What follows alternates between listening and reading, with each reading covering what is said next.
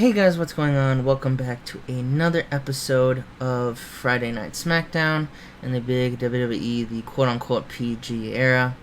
And for this episode of Friday Night Smackdown, we have Austin Aries taking on Tyson Kidd in a pre-show match. Austin Aries getting an 82, Tyson Kidd getting a 68. Both really good performances considering where they're at in the card, but Austin Aries does defeat Tyson Kidd in 7 minutes with the Brain Buster. And to open the show, we have Mark Henry comes out. Somebody's definitely going to get their ass kicked as he makes down the ring, and he soon gets a microphone. He says that last night's main event, which was supposed to be Mark Henry versus Sin Cara, was supposed to be for the vacant World Heavyweight Championship. That the board of directors made promises, checks that their asses obviously couldn't keep. He says Sin Cara was a joke placement, and if Sin Cara hadn't been such a coward, if he hadn't have beaten them up and he hadn't just letting them vacate the title, the Hall of Pain would have had one more championship to its name. Mark Henry says he is not scared at all of John Cena. He sees what John Cena is trying to do. He's trying to become the best by just taking out the rest. He knows that he's not good enough, so he has to resort to low-ball attacks and just straight up just kind of assault to get in that position. But Mark Henry knows all about that. The Hall of Pain is pretty much all about kind of committing assault. He's, again, it reiterates he's not scared of John Cena.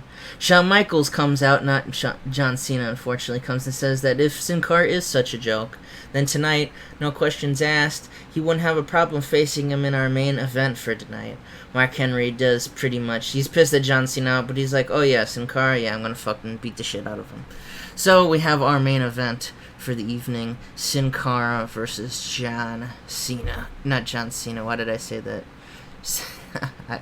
I should not record these early in the morning. Damn it. A Sin Cara taking on Mark Henry as our main event.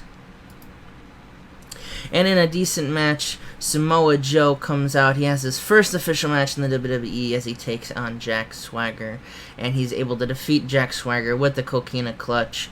Sheamus was on commentary during this match, but both he and Sheamus and Jack Swagger were both distracted when Oz came out with some magical glitter and the lights went out, lights came back on. There's Oz trying to beat Sheamus's ass. Sheamus, of course, making the run for it, which allows Jack Swagger to get hit with the Coquina Clutch and is forced to tap out in 17:34. So a pretty good match, all things considered. Samoa Joe's first match in the WWE. And kind of like calm down match, we have AJ Lee taking on Mio Shirai, who, Mio Shirai is definitely talented, but she's no match for AJ Lee, who hits her with a Shining Wizard in 7:43. After we cut back to commercial, we see Sheamus come out with Alberto Del Rio. They're backstage, and they said that Sheamus has officially been appointed captain of Team Smackdown. They probably mentioned that on the commentary during the Swagger Samoa Joe match. And he says that he was going to reveal all of Team Smackdown, which would have been his close friends Alberto Del Rio and Jack Swagger. But Jack Swagger is still recovering from his heinous attack by both Oz and his match with Sting, and his recent match obviously with Samoa Joe. So you know what? He is unfortunately unable to make it. Sheamus yells at all three men for ruining Team SmackDown's chances at beating Raw, and he says that he will scour Raw for a good enough component to be on Team SmackDown for bragging rights. And this was supposed to have a say. Oh no, I have the thing here. So basically, Dolph Ziggler and Ted DiBiase, we see them walking through. They're walking out of Shawn Michaels' office when Ted DiBiase, then they both kind of look serious. They spot a camera.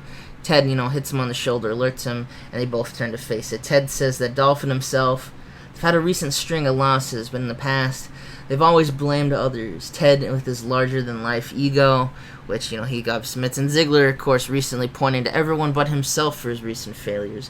They're in a corner. They're on what you might call a death spiral right now. But when you put men of their caliber in that position, they only fight harder, and they only get greater rewards. Ziggler continues saying that they need to pick up a big win. Both of them, they both need that momentum shift. And what better way to get it than to prove any brand with them on it is the superior brand. So they went to Shawn Michaels, and they requested to be involved on bragging rights. Kings of Wrestling were supposed to have a title match for the tag titles, but since that's out of the picture, as both the champions and the challengers would be Raw team, it's going to be Ted DiBiase and Jr. and Dolph Ziggler taking on the Kings of Wrestling. Ted finishes up concluding by saying that while kings may reign supreme, their fortunes are perfect. So it's official. Dolph Ziggler, Ted DiBiase are going to be taking on Kings of Wrestling in one of the various Raw vs. SmackDown matches. Obviously, with the shakeup of the Motor City Machines winning back the tag titles as felt, but it looks like Kings of Wrestling didn't have to look too far for any competition. Speaking of the tag champs, we have them teaming up with Drew McIntyre to take on Zack Ryder and Miami Vices. And in a strange twist of fate, Zack Ryder actually is able to head his team to victory, picking up a windfall with Zack Attack when he hits Sabin. While Zack Ryder might not be a tag champ, you gotta wonder how this bear folds well, and definitely see a great performance from Miami Vices on that same team. So obviously good match. Drew and Zack obviously like to get them both on the card as they're both great wrestlers, and we'll have to move on to the next segment. So in the next segment comes Ryback. Ryback was not scheduled to even appear on the show, the IC champion, but he gets a microphone, and the big guy does not look happy. He says he heard the Big Toe talking some shit. The Big Show said he was an easy win. The Big Show said that Ryback wasn't a competition. He was this, he was that. Ryback wants to prove that all right now. He has been a fighting champion. Big Show's only been United States champion for all of, 2 weeks? Ryback has had this belt since Extreme Rules. And you know what? Right now he's answering an open challenge. Anyone that wants to answer it will get this Intercontinental title shot just to prove that he can do it. And out comes Tyler Breeze. Tyler Breeze recently betraying Colt Cabana. And speaking of Colt Cabana, within literally seconds, he's jumping right on him. The crowd goes nuts as Colt Cabana and Tyler Breeze trade some shots. They're rolling around. Ryback looks pissed off. And with that same mic, he says, you know what? You guys, while you're just fighting each other for the sake of it, you know what? This is a golden opportunity. I'm going to beat both of you to prove that I am the superior champion of the Big Show and that I will win at bragging rights because I can fight two guys at once. And that's exactly what he does. The match is set up.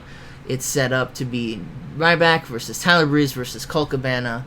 All three men, Ryback looking to prove wrong against the Big Show. Tyler Breeze looking to prove that he's, I guess, the best just by winning Intercontinental Championship, as he was originally intending. And Colt Cabana looking to prove Tyler Breeze wrong, proving him wrong by that he's wronged Colt Cabana by breaking up the Second City selfies. He basically just wants revenge.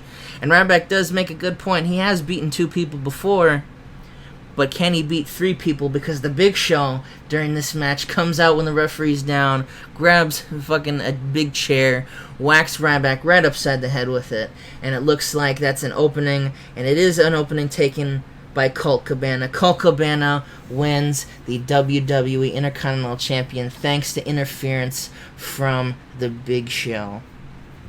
So, massive shake-up here. Colt Cabana, he didn't even want the Intercontinental Championship. Of course you want the Intercontinental Championship.